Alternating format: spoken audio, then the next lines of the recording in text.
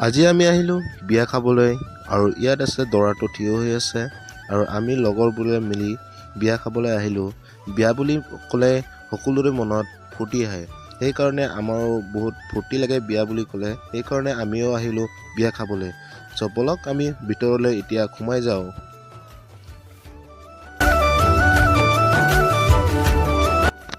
আৰু ভিতৰত সোমাই আহি দেখিলোঁ যে পুৰা পেণ্ডেলৰ ভিতৰত পুৰা মানুহ ভৰি আছে।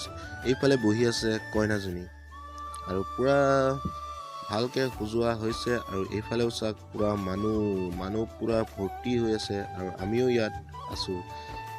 আমি এয়া সুমিত আহিছে, মই আহিছোঁ আৰু এইফালে আছে খুৰা।